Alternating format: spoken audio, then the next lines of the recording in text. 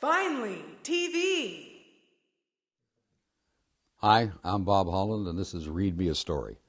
And today I'm going to read you an excerpt from a novel called The One-Legged Man Who Came Out of a Well.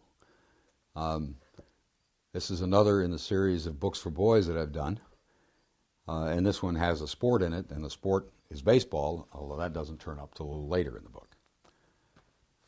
Chapter 1, Me, Nick Rivers. Adults are crazy.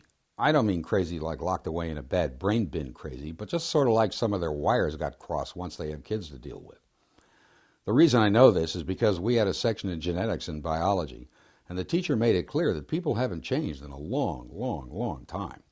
So that means that when adults were kids, they acted the way kids do now, which also means that their problems started when they stopped being kids and started thinking of themselves as adults. What happens is that they start taking everything seriously.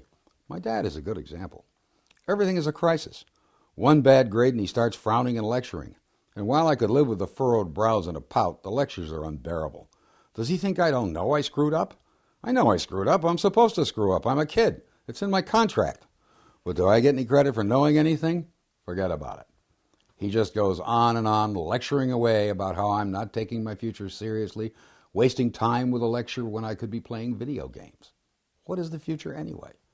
Nothing more than what happens when you wake up in the morning. By afternoon, it's history. It's done with. The future is what clothes you put on that day, what happens with your friends that day. Anything beyond that, you need a fortune teller. My mother doesn't lecture at all. She doesn't have to.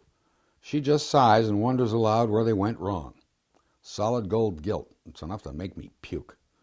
And there's nothing you can do about it except leave, and you know that's not really an alternative, because you can't do that without a car and a job and someone to cook for you and take care of your laundry and stuff like that. I mean, figure it out. Video games go for around $64 a pop. There's no way I can get a job that would keep me in rent, gas, insurance, food, clothes, shoes, and video games.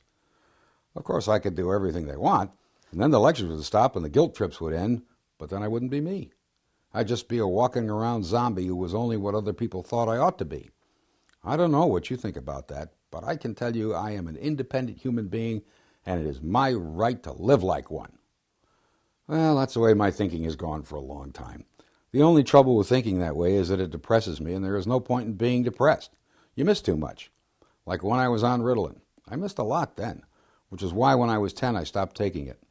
They thought I was taking it, but I just hid the pills, and then after a year without any complaints from my goofball teachers about being too aggressive and too loud and too talkative and not being able to sit still in class, I dumped the whole bag of pills on the table one day and told my mother that I wasn't taking any more drugs.